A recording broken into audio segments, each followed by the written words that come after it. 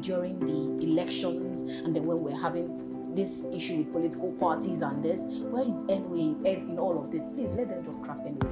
Why do you think there's that disconnect between you and the people?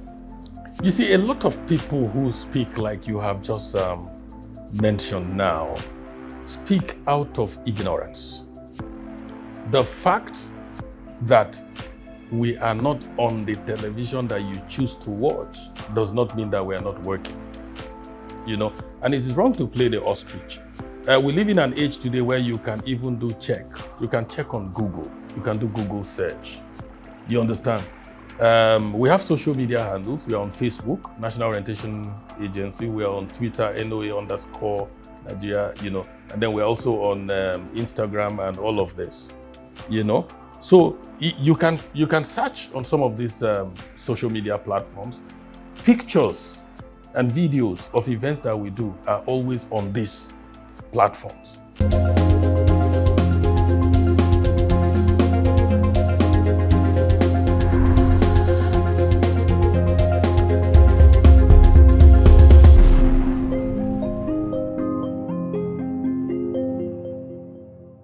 In the words of Mark Twain, he was an American writer, humorist, entrepreneur, publisher, and lecturer. He once said, "Patriotism is a merely religion, love of country, worship of country, devotion to the country's flag, and honor and welfare." All right. Also, in the words of the National Orientation Agency, they said, "Change begins with me." Warm greetings and welcome to The Conversation. We are reaching you from KAFTAN's television here in the nation's capital, Abuja. I am Akoji. I'm sure you're wondering where exactly that quote is coming from. Today on the show, we'll be talking about the National Orientation Agency, that's NOA. And the National Orientation Agency of Nigeria is the body tasked with communicating government policies and staying abreast of public opinion and promoting patriotism, national unity, and development of Nigerian society. The motto states, "Do the right thing, transform Nigeria." Its specific objectives were set out in Decree 100 of 1993. So I'm sure with all those people who have actually said they know nothing about National Orientation Agency, well, today you would know everything you need to know about NOA, because that's why I'm here. Let's go on this quick break, and when we return, I will be speaking with my guest today, David Akoji. He is the Director of Special Duties and State Operations. I will see you after this time out. Do join us again.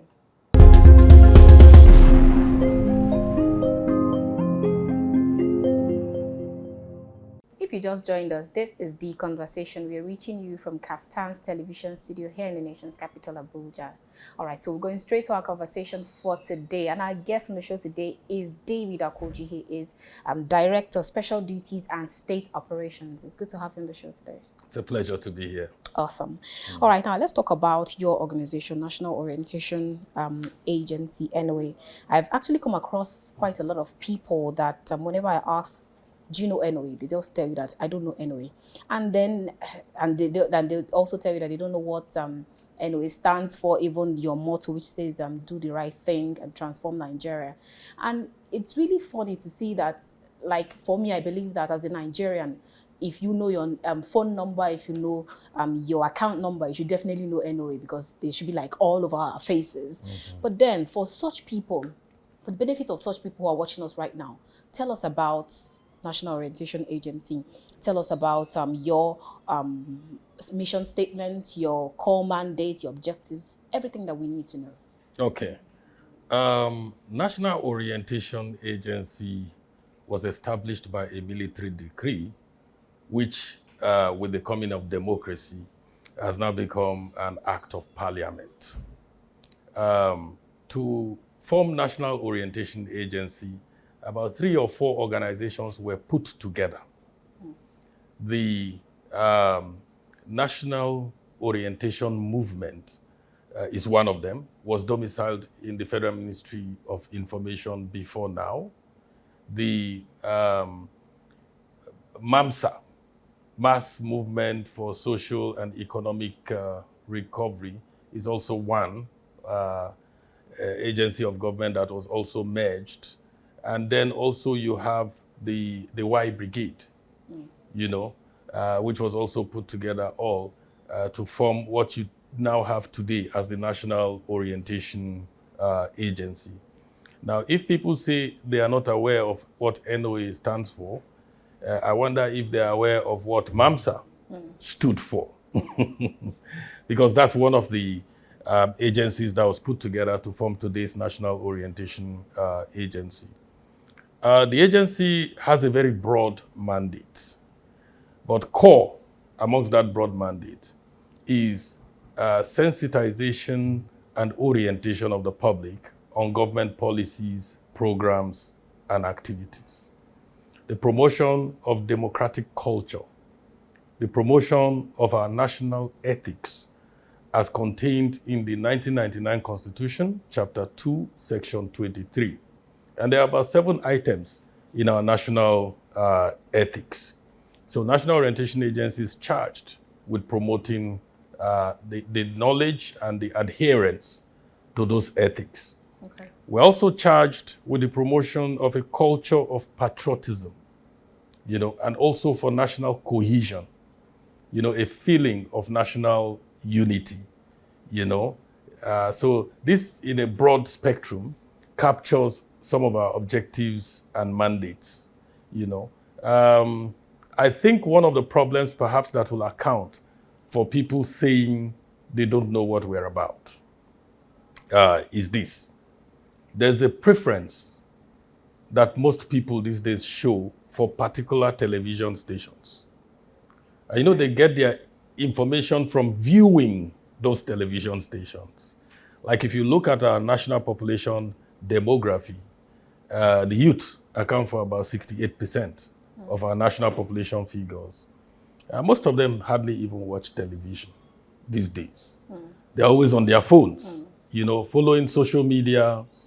Trends. Yes, trends and handles and all of that. But if at all they would watch television, you are much likely going to find them watching channels, TVC, Arise, perhaps AIT and Kapitan.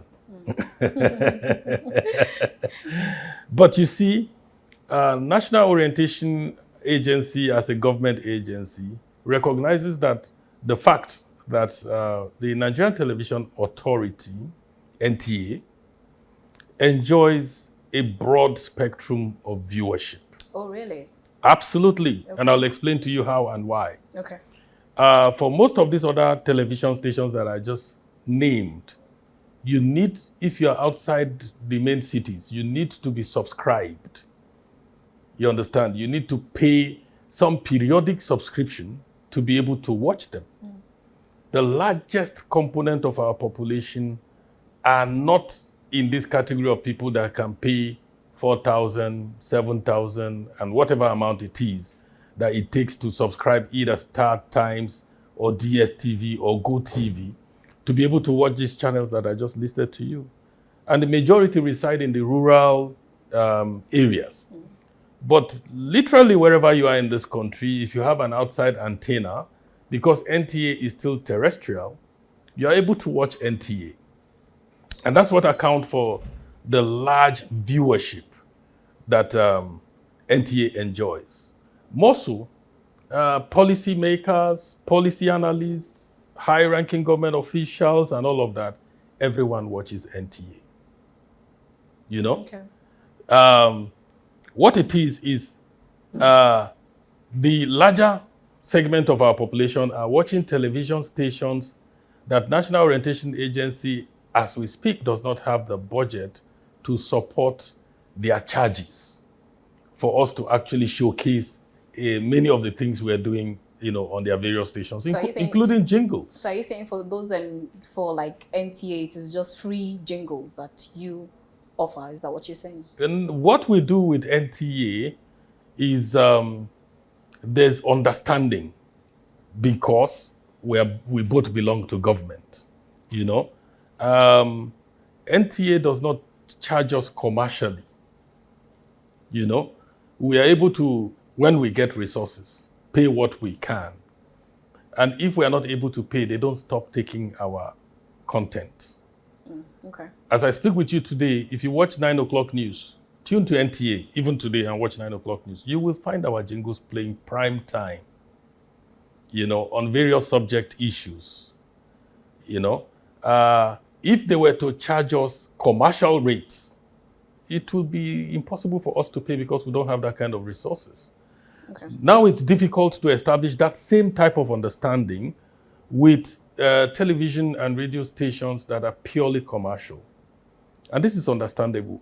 For such television and radio stations, they have plenty bills to pay. They don't get subvention of any kind or support of any kind from government. So they, of necessity, must be profitable for them to survive.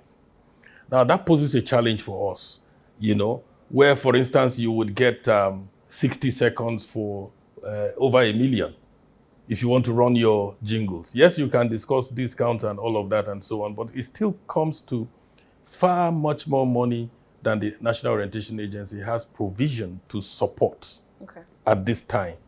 So that's the kind of impediment, However, the bulk of the work that we do and how the agency is conceived to deliver on its mandate of communicating government policies, programs, and activities is supposed to be largely interpersonal with people in the rural areas. What that means is that you are likely going to be seeing more of motorized campaigns. These vehicles that have a loudspeaker on top of them. Going from village to village, from community to community, going on the streets, markets. Yes, the markets, the motor parks, and all of that. And then engaging citizens on information that government desires that they know concerning policies, programs, and activities of government. And across this country, we have been doing this robustly. Take voter education, for instance. National Orientation Agency has done sensitization against voided votes, teaching people how to vote correctly so that your vote doesn't get wasted after you have voted.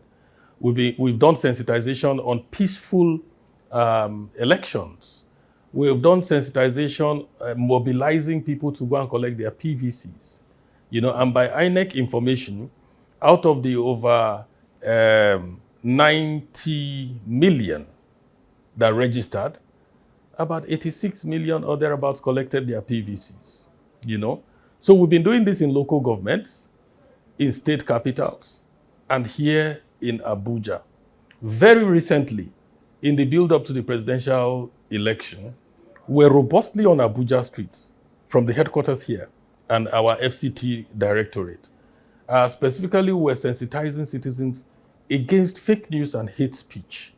And this has characterized electioneering, especially in this 2023 period, from literally all sides of the divide.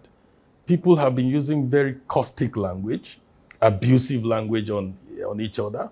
And then there's been promotion of all sorts of fault lines, our fault lines, along religious lines, along tribal, lines and everything.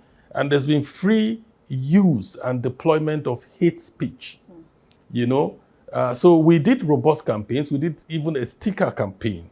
And we went from motor park to, all the strategic areas around Abuja, to markets and all of that. And we're talking to people and putting stickers to remind them that whatever you see in the social media space, you need to fact check before you believe. You need to ask other people and check credible sources, whether those same inciting messages, are there before you believe and begin to share and incite other people in your circle. So, and we have pictures and videos, to show for the work that we have done and have been doing around the country. Periodically, the Director General invites the media and he renders account, especially with sensitive government programs and policies that we have done sensitization and orientation on, like the Naira redesign policy, for instance, for which we carried out awareness campaigns in the 774 local governments, the 36 states, and the Federal Capital Territory. This happened like 3-4 weeks back. Just today, the DG had a breakfast meeting with media, and I think KAFTAN was there also, to enlist their support in our post-election stability advocacy. Because we still see that even though elections are over, the language being deployed by politicians, their followers and supporters is still very toxic and inciting. you know, and under an environment where about 3 or more political parties are claiming victory in the presidential elections, you will agree with me that this holds ominous signs for the polity unless we take proactive steps and partner with media, with traditional rulers, with religious leaders, you know, to speak to people because they have their own sphere of influence also, to ensure that we begin to see more temperate, more reconciliatory conversations, you know, conversations that would heal wounds, you know, across line. It is not unusual that in any political contest, people will feel aggrieved. Some would even feel shortchanged and hard done by, you know, and so on. Whether real or not is not the issue at this point. You know, we have had a history of election contestation, not only by the ballot, but people getting so upset that they go to court, they go on the streets, you know, and things like that. So it's important at this time for some kind of intervention that redirects our thinking to the fact that we must have a country first before we can do elections.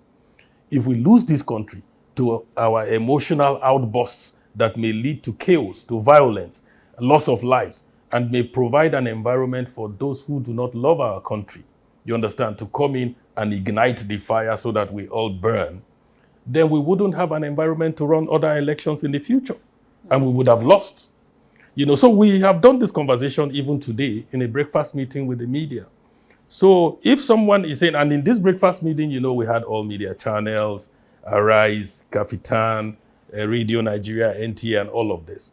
So if people see all of this on these various television and radio platforms, and they still maintain that they don't know what NOA is, then I'm at a loss. All right. So now you've actually said quite a lot of things that we're going to unbundle as the conversation continues. Okay. Now, you talked about using a particular channel, that's the NTA. Yeah. Now, are there any plans? Because now you have a lot of people who tell you that, okay, I don't watch NTA. I can't even remember when last I tuned by TV and then I saw NTA. So are there plans to include such people who actually watch other programs? Because now you talked about how this election, how people make statements that have been able to hit the polity, especially politicians who should even know better. And then they keep making statements. You hear people make political statements and then they call it different names. Some people say it's political jabs, it's just political brouhaha. Different names they call it. But then it keeps affecting and hitting the polity. So they should know better. But if they are not watching your programs, your policies, the kind of campaigns that you reel out, for such people, how do you include them? Well, we include them by the kind of engagement we had this morning that I tell you about. You know, that the Director General of the National Orientation Agency had a breakfast meeting with heads of media. And we had media coverage for that event. And we put this conversation on the table. Our expectation is that the various television houses and radio stations and newspaper houses, because newspapers were also there, and online television houses that were at that event today, this morning, would go and broadcast on their various platforms so that the people who watch them will also get this conversation and the import of it. You know, where we have challenge, and I say to you, is in terms of perhaps like placement of jingles, you know, of commercial content, you know, for which private media would definitely apply their commercial charges, understandably so, you know.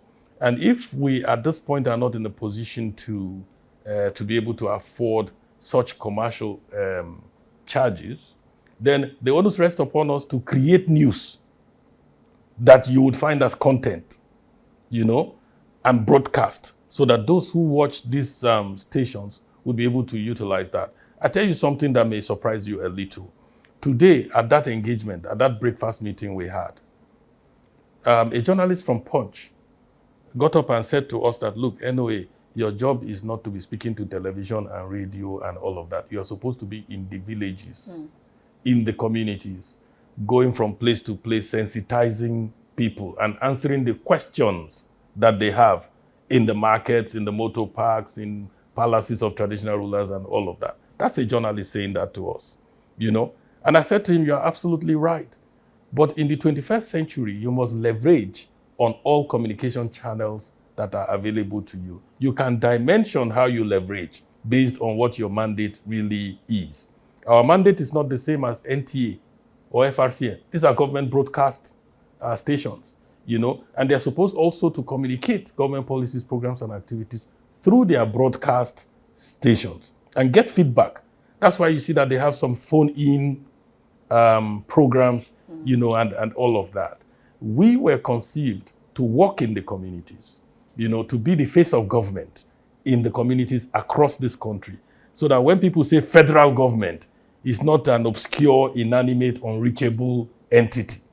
You understand? If they have questions on their mind, there's a place they can go to concerning government policies, programs, and activities. But in today's age, doing our kind of work, you must leverage on traditional media, which is television and radio and newspaper. You must also leverage on new media, which is social media, and all of that. And indeed, whenever we get resources, we work with the purely commercial media houses also. Okay.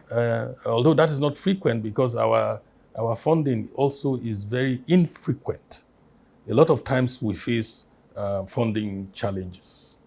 Oh, okay. All right. So now, because you said one of your core mandates is communicating government policies and then staying abreast of public opinion, but then I'm sure that you must have come across a lot of people who just say that, where is NOA during the cash redesign controversy? Where is NOA during the elections? And then when we're having this issue with political parties and this, where is NOA in all of this? Please let them just scrap NOA.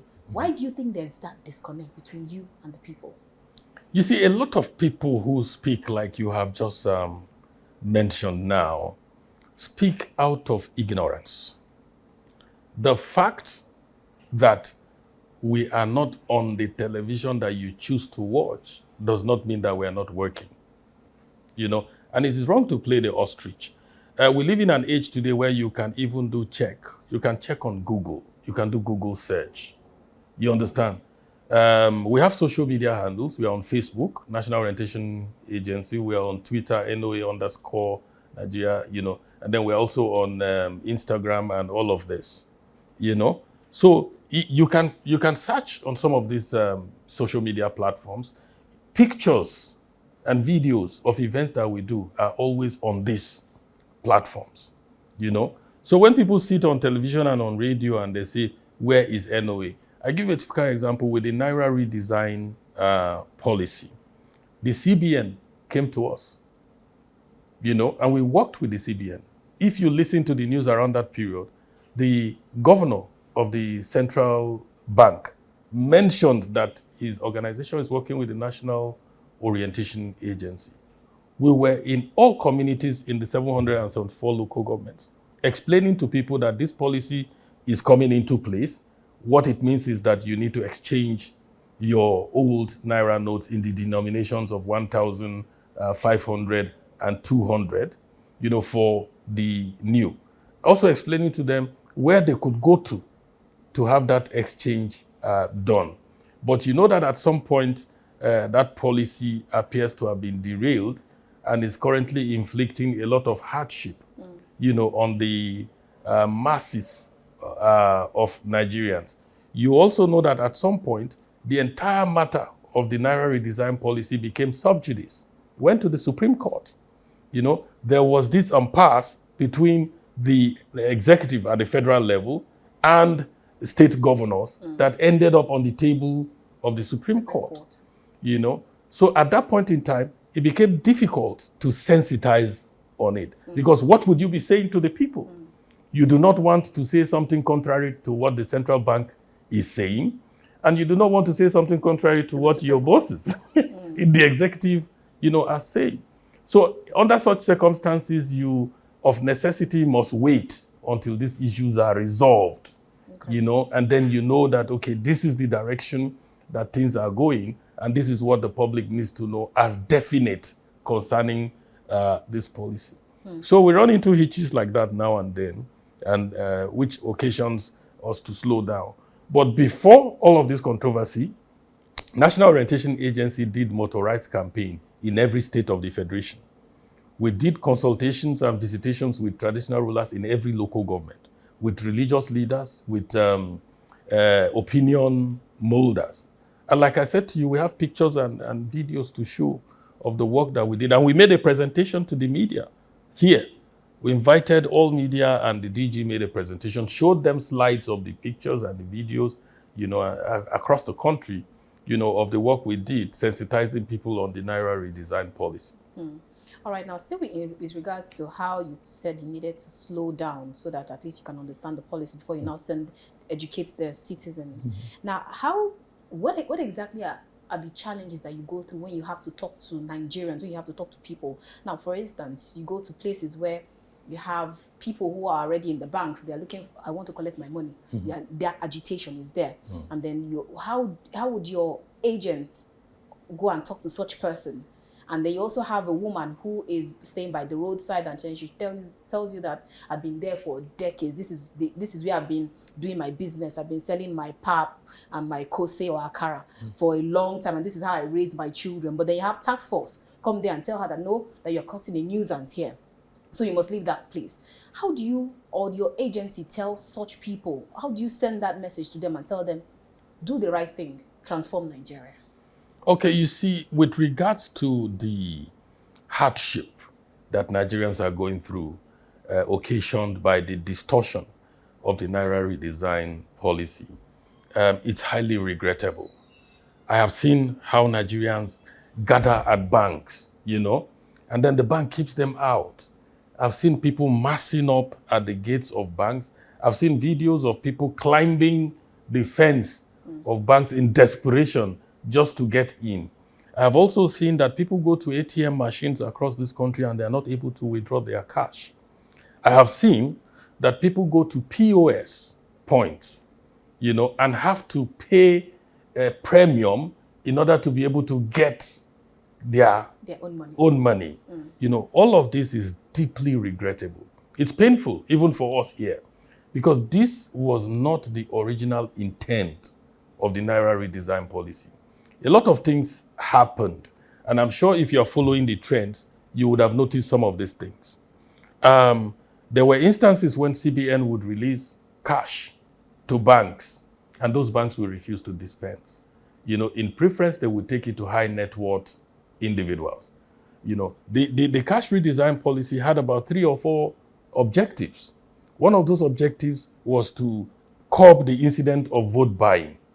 And if you observe this presidential election season, you would find that unlike in previous elections, there was a significantly reduced scenario of vote buying and vote selling.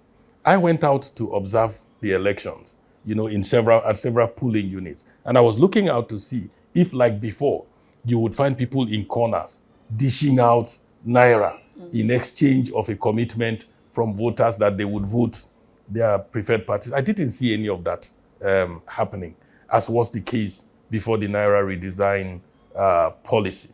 Another intent was to ensure that there wasn't so much cash to dispense to thugs who usually disrupt elections, create problems and all over the place, and make the election process to become very cumbersome, you know, for willing voters. There was a significantly reduced case of that because cash was not available to dispense to these guys to get them to do some of these things that they usually would do. Only isolated cases here and there, you know. Another intent was to deal with our national security problem, the problem of kidnap for ransom. Today, people know that if you kidnap somebody and you're asking for cash of 200 million, 250 million, the people already know that there's nowhere a person can get such cash to bring. So it becomes fruitless to kidnap somebody and be asking for such amounts of money, because those amounts of money cannot be gotten right now. You know, another key objective was to ensure that those who had stolen money, you know, those who had corruptly enriched themselves and were keeping huge cash in billions at home, were forced to bring out those cash and explain how they came about it.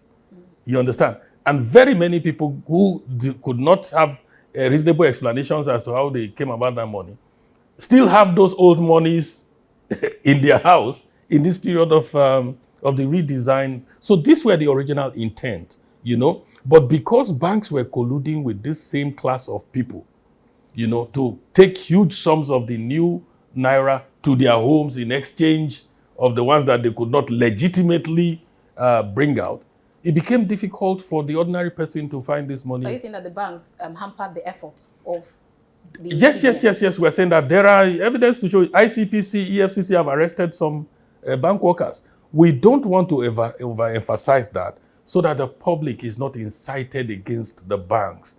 And we have seen members of the public attack banks. You have seen it too. Burn ATM machines, burn some banks, attack bank officials. This is not desirable because it's not all banks that are guilty, of this that we're describing. So in this conversation, we also need to be careful not to incite the public against the banks. All right, we actually do for a break, but before we go on that break, I know that one of the messages that you always pass across is integrity. Now, how do you speak to a young man who I've had a lot of guests who will tell you that I don't have anything to do with politics. I'm not even interested in politics. But then I was asked to come in, and then when I came in, all of a sudden, the person that asked me to come in now decided to jump shift and leave the party where we all fought together and then go to another party. Or then another young man comes out to tell you that, okay, they said we should not be corrupt again. But then you still have corrupt leaders, people who will look up to, who are corrupt, and then when you take them to court, the same court will grant them bail of almost the same amount that they even either siphoned or just grant them bail. How do you actually speak to such people and tell them that in this age and time, you still need to stay away from corrupt practices and keep your integrity in check? You see, we have big challenges in this country. Our values have altered significantly. And the National Orientation Agency is concerned about this. Sometimes we have been told that this reorientation for change of behavior, that it needs to start with the young people. That the old people have been in it for so long and they are gone, you can't change their attitude. So we hear things like, you need to devise strategies to catch them young, catch them from primary school, from secondary school, where they are still impressionable, and where what you say, will stay in their hearts, until they grow up and become old. The truth of the matter, my sister, is that we have very big challenge. And this challenge is situated around our preferences. It's situated around our attitude, you understand, and our priorities. There was a time in this country, while I was growing up, I watched my father ride a bicycle happily. That's what he could afford at that time. He would go to work on it and come back on it. If he needed to go out with my mom, he would carry her on that rail, like that. There's a way they sit on it. And they would go out and come back. I watched him outgrow that and buy a Honda 90 motorcycle. And he was happy. We were happy, And that Honda 90 motorcycle would take him and sometimes take us even to school and to places that we needed to go. And as he rose in the hierarchy, I watched him buy a Peugeot 404. And then I watched him buy a Peugeot 504. So he was content, every step of the way like this and growing. We don't have that today. We have kids in the secondary school thinking of driving Bugatti, thinking of hammering, So we have a big problem. There's need for change of attitude. People do not now bother about how you get the resources. We live in an era that people think that the end justifies the means. And so we see things like Yahoo, Yahoo, Yahoo, Yahoo Plus. People taking out organs, vital organs from other people, believing in their hearts that there's a way this can create wealth, for them.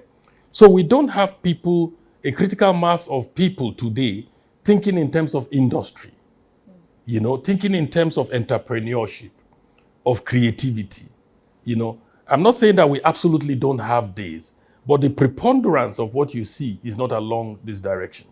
Nigerian artists, movie artists, music artists are making great impact globally. Our footballers are also making great impact, around the world. In terms of academics, if you go to the United States today, for instance, you find that Nigerians form one of the highest percentage of people with tertiary university education. So why doesn't this become an example of what the preponderance of young people we have today aspire towards? Why is it that most people think that they just need to hammer, to scheme, scam, cheat in order to get their way and then get some of these things that are luxurious and largely unnecessary? So we have a problem in this direction. And in National Orientation Agency, we recognize this. Okay. That's why we are working with the National Youth Service Corps. Today, the NYSC, in its community service program, has an ethics and integrity component in that. And we work very closely. At the end of this program, I'll give you a booklet, or some of the booklets that we use to teach people on the 7 core values of Nigeria, the 7 items on the national ethics as contained in Chapter 2, Section 23 of the 1999 Constitution. If you travel to other advanced countries like the US, like Britain and all of that, if you see an American, because in his person and his courage and attitude, he demonstrates the national ethics of the United States. You see him stand out, you can say, okay, this is an American. The pride that they take in their country, in their flag, the way they carry themselves, So we need to see a lot more Nigerians embracing our national ethics. All right. So let's go on this quick break, and when we return, we definitely have a lot of things to discuss with David Akoji, and we will definitely get right into it after this time out. Do stay.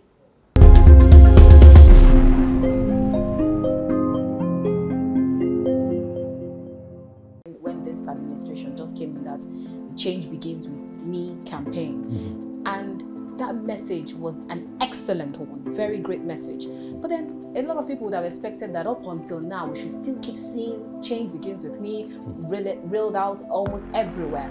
But some people will still tell you that it looks as if that message just it was fizzled out. Fizzled out. Yes. I'm supposed to outlive this administration. So what happened to Change Begins With Me campaign? Okay. I'm glad that you see that Change Begins With Me campaign from the perspective that you just described. For many other Nigerians, they were a bit cynical. They were like, okay, the government we have in place today promised us change. Now we have voted them, they have come into power, and they are saying that we are the ones that that should change, So there was that bit of cynicism, but that's just on a light note. What it is this: for that campaign to have been as effective as we intended it to be,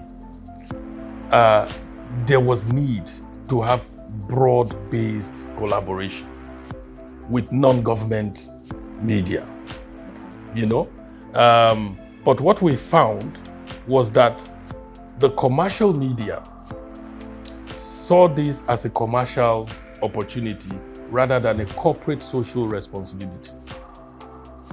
And that posed problems for us in terms of funding. I agree with you completely when you say that campaign ought to have been running even up until now.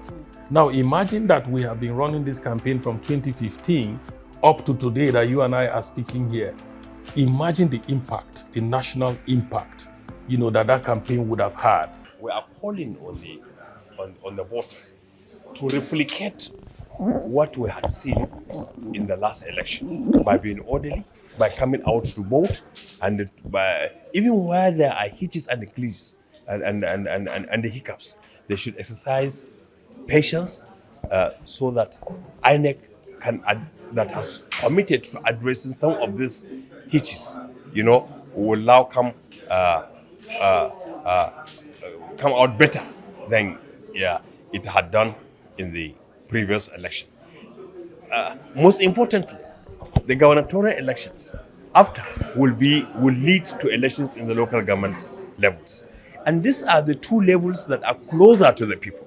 So there are so many local issues that are going to determine the outcome of the gubernatorial elections. Let Nigerians please come out and both governors that will address their fundamental concerns, that will address and the response to their wishes and their desires, in a mature, orderly manner. Already the 25th February elections had vindicated the Nigerian voter, and we Nigerians are the happier for it. Of course, there were hitches here and there, but with every election, we expect to see incremental progress.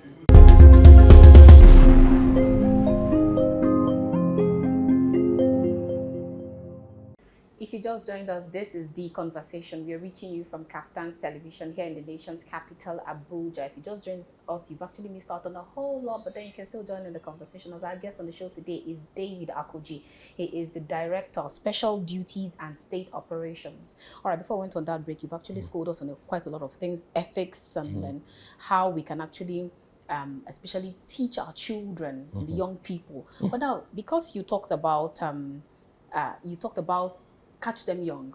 We'll definitely come back to that. But now let's talk about the peculiarities. How do you spread your messages in the different communities? Like you have, is it a different message you have from Abuja and then you go straight to Enugu and then you have a different message coming back to the south, the east, the west? How do you spread your message so that everyone can be included? Okay. Nigeria is a very diverse country. We have different cultures, we have different languages, and we have different belief systems. So what we do at the National Orientation Agency is for our staff in the local governments, they are recruited from the communities. Okay. And because that is so, they understand the culture, they understand the language, they understand the belief systems, and they understand the behavior. So if we couch a message, for instance, they know how to arrange such messages that it becomes appealing and persuasive based on the belief systems that exist in where they are located, based on the cultural nuances, and all of that. For instance, in the southeast, a man can walk into any compound, with a message, with handbills, with leaflets, and then engage people in conversation and tell them what government is doing concerning a particular policy, program, or activity. Not so in the north. In the north. Yes. So that's cultural difference. And because the person that's working for National Orientation Agency is recruited from that locality, he would not offend the people by entering their homes, especially when women are around, and things like that and so on. So the style varies from place to place based on culture, based on religious beliefs, and based on prevalent behaviors in a particular place. But at the end of the day, the ultimate purpose is to get people to understand what government is doing and how they can benefit from the programs, policies, and activities that government is doing from time to time through its various ministries, departments, and agencies. Now, we have different messaging platforms. We have community drama, that is to act out, perhaps in a community center, in a market, or where people are gathered for a meeting and things like that, and then you act out the message. This community theater. Okay. We have motorized campaign, like I told you, somebody in a vehicle with a loudspeaker at the top, and then he drives and he gives out the message in English and in the local language, so that even those who are not able to understand English understand it in their local languages. We also go to palaces of traditional rulers, and then the traditional ruler, and they work very closely with us, The traditional ruler will call his council of chiefs, who are drawn from different communities.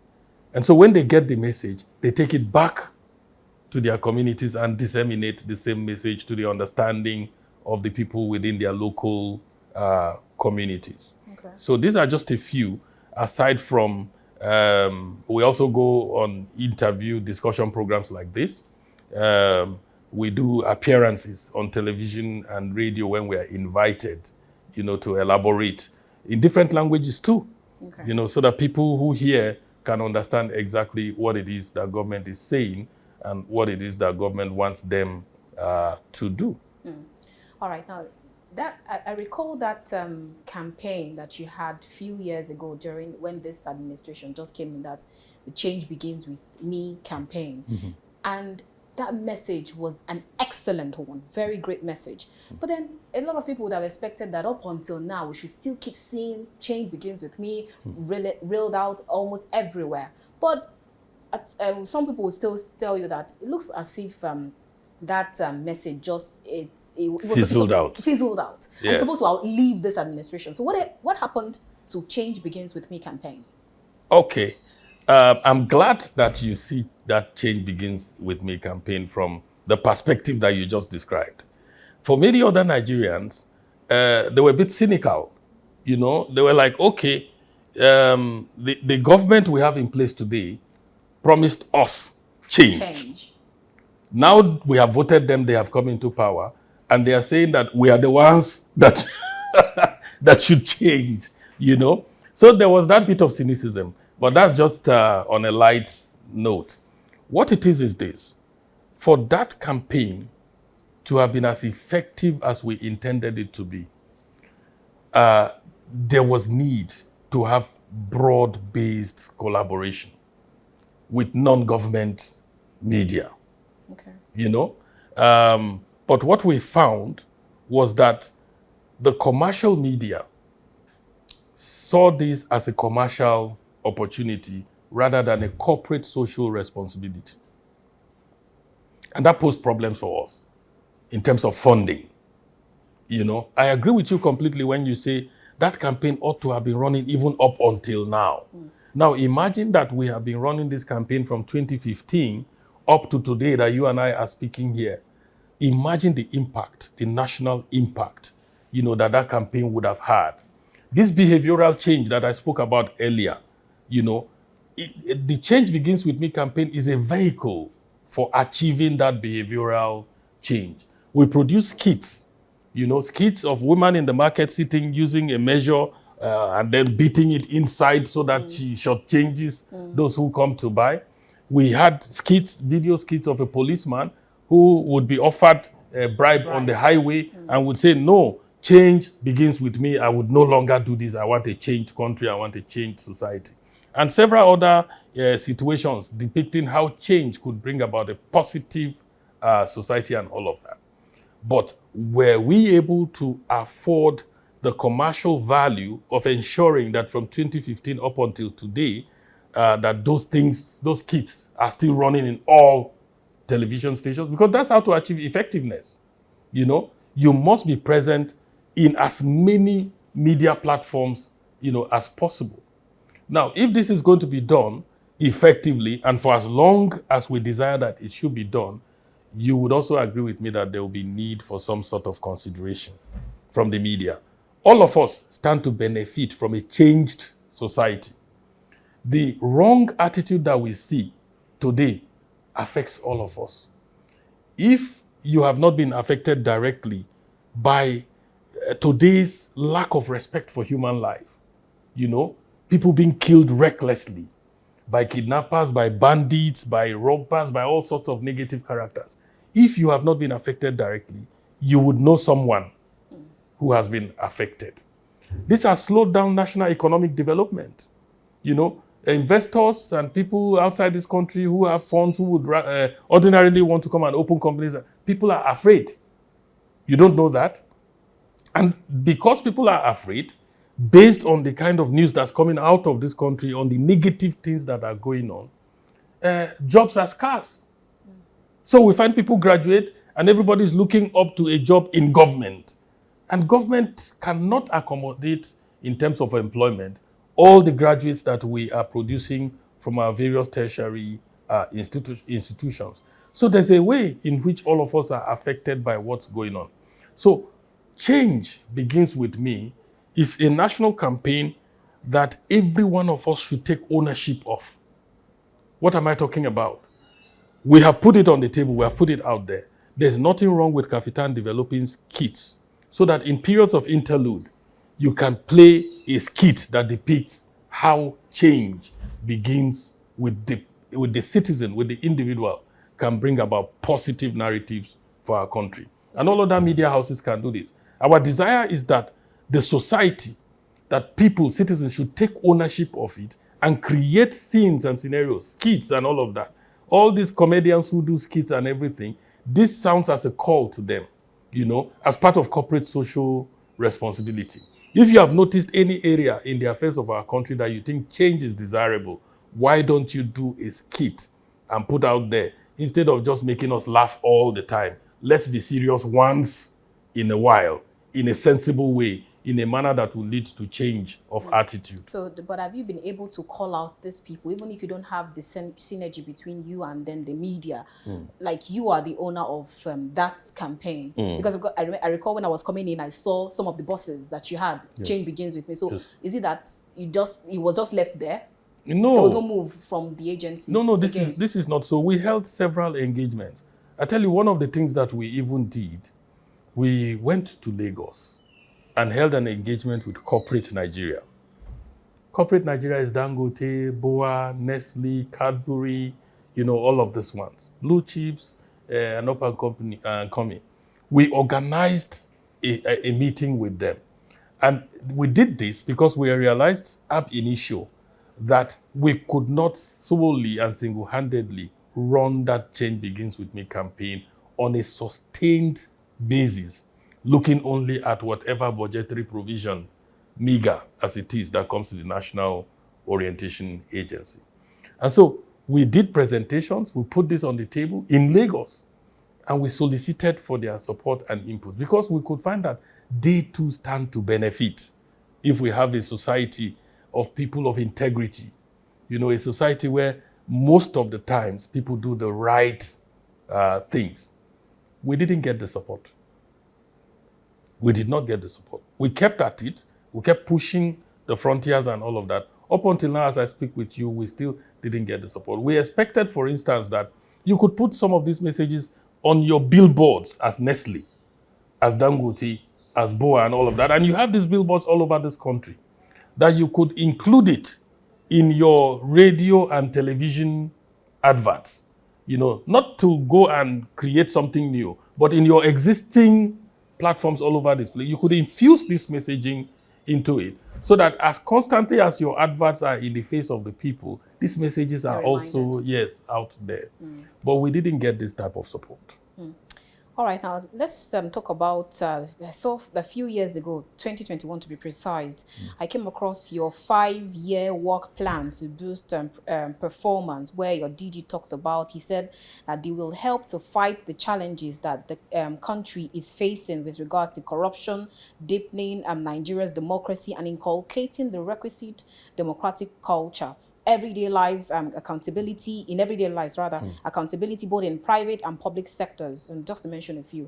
Now, how is that work plan going? Yes, how have we done that? How far so far? I'm glad you referred to the 2021 to 2020, 2020 what now? I think it's 2021 to 2026, 5-year strategic work plan.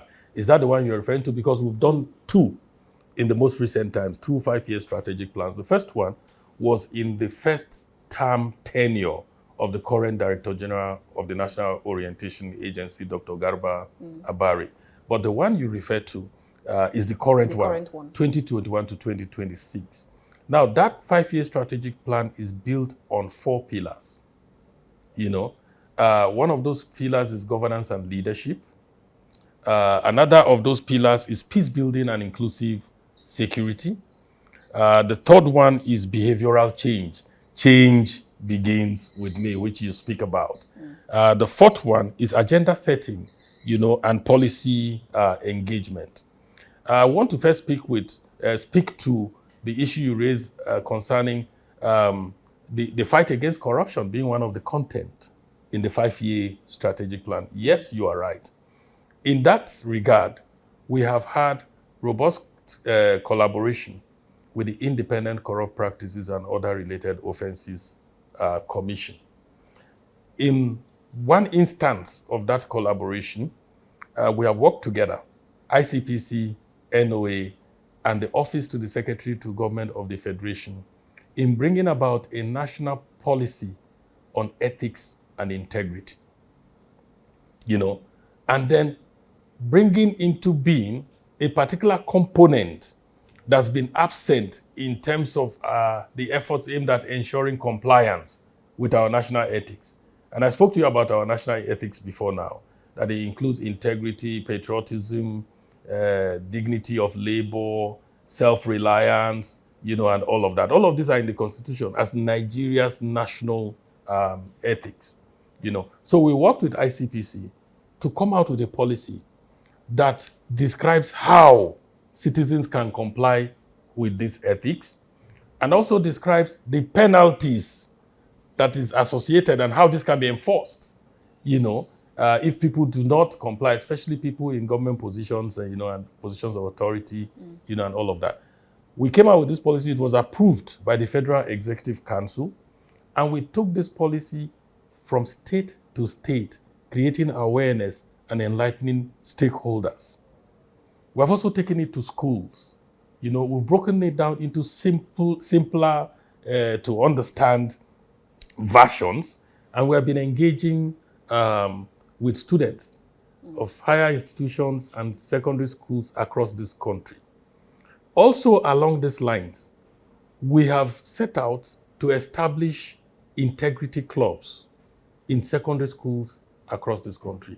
At the last count, we had established integrity clubs in about 18,000 schools across Nigeria. When you are done, as we're going down, I will show you a collage of pictures. It's hanging on the wall by the staircase, of different schools. And we have encouraged the children in the schools, in line with our Catch Them Young strategy, to celebrate integrity, and to recognize it when it happens around them. We have organized quiz, and we have also organized inter-school competition, and we have given prizes, trophies, certificates for students, pupils in schools who have shown themselves outstanding on the side of integrity. These are some of the things that we have done, and it's an offshoot from the 5-year strategic plan. Okay. Also, in that 5-year strategic plan, we have set out to capacitate Nigerians on technical skills, IT skills, to be able to fact-check disinformation, using digital tools like Google Reverse Search, InVid, and all of that. All of these are free, and they are there on the internet.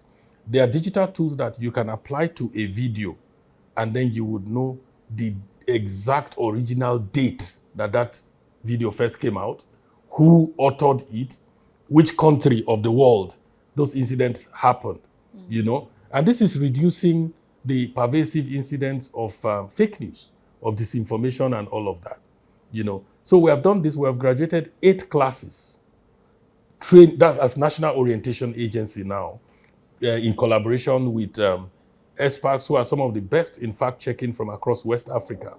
Institutions like Center for Journalism, Innovation and Development, institutions like Center for Democracy, and Development. They provide resource persons and facilitators who teach, and we have taught people drawn from the 3 arms of the armed forces, from the intelligence agencies, the DSS, the DIA, and all of that. All of these have attended paramilitary, civil defense, immigration, and then people from Ministry of Humanitarian Affairs, and all of that, and so on. Various institutions have participated in this course, that I'm talking to you about. Okay, so sorry, I have to cut in. So then how about public officers, especially those at the higher offices? Because even in just last year alone, the rate of corruption that was railed out was quite humongous. So how was this 5-year plan able to touch on that? Well, you see, at that level, we have continued to carry advocacy, to talk to people. It's not as if at that very high level that you described that these people are not aware of the debilitating effects of corruption on national development, where one person would be alleged to have taken as much as 90 trillion or 9 trillion, as the case may be. The impact of all of that, and our news platforms are always replete with news of this kind of activities happening, here and there from various sectors and so on. It's quite saddening. But we have been carrying out advocacy to talk to these people, along with ICPC, that are the enforcement institutions. And ICPC is doing a lot in this regard. There's something that we have done that is not being talked about much these days. The National Assembly have something they call constituency projects, and funds are always allocated, for these constituency projects.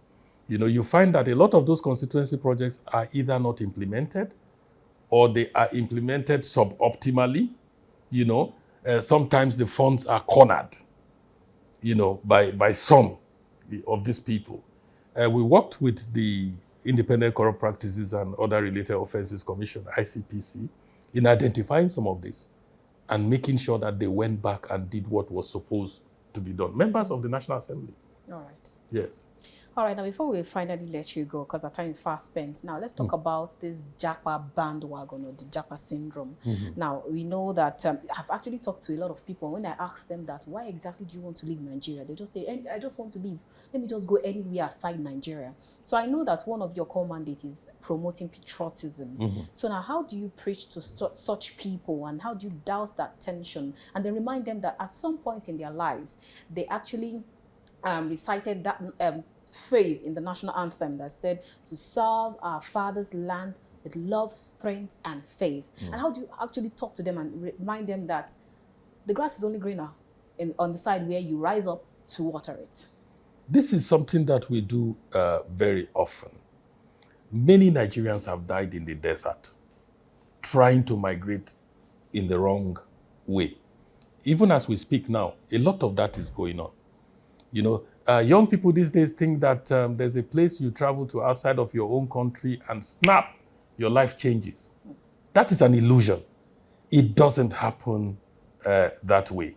And these countries to which people want to japa to, the countries were built by the citizens of those countries. And they were not built overnight. They were built by patriotic people who believed in their country, who, in spite of all the local challenges that they had, stuck with it and kept doing the right thing and contributing their own efforts to ensure that they have the kind of society, that they desire. Now, instead of this japa, why do not east, west, or south? There's nowhere like home, So instead of this japa thing, why don't we stay back and make this country what it's supposed to be? Nigeria is an extremely blessed country. Apart from crude oil, we are blessed with several mineral deposits in many parts of the country. We're also blessed with talent. If you see any Nigerian, he is talented in one way or the other that is just waiting to be discovered, exploited, given opportunity, and put on a stage so it can flourish and thrive, And we see the efforts that our young people are making, like I told you earlier, in music. In the movies, in sports, and all of that. So there's several opportunities for us locally here. Many Nigerians have lost their lives. Some of the challenges that we see locally here that make our young people want to japa, there are even more violent and extreme versions of those same challenges in some of the most developed countries of the world. Did you, for instance, follow and monitor the events following Black Lives Matter? And how people are treated by law enforcement agencies in some of these Western countries, especially when they are black. Even those blacks that were born and raised, that are indigenous of those countries, how they are discriminated against and how they are treated in those countries. And then you are coming from an African country with your African accent, African ideas and knowledge and everything, and you think you would be treated better. So I think it's an illusion. We need to stay back here and fix this country. And I'm glad, the young people are demonstrating political awareness. They are demonstrating knowledge. And they are getting to understand that it is the kind of leadership that our politics produces that determine the quality of life that eventually will be lived by the citizens. They are making that connection. And because they are making that connection, they are becoming more restless, more curious, more interrogatory. They are demanding participation. And this is the way to go. Really the way to go. What a fine place to drop this conversation. Thank you so much, David Akoji. It's been a wonderful time having this talk with you. My pleasure. I appreciate it. All right, viewers, that's where we end this conversation. We have been chatting with David Akoji. He is the Director of Special Duties and State Operation. And it's been a wonderful time here on The Conversation. I'm sure you must have been rightly educated, entertained, and informed. I will see you next time. Until I come your way again from the nation's capital, Abuja, I am Annabelle Oji. God bless you and yours, and God bless Nigeria.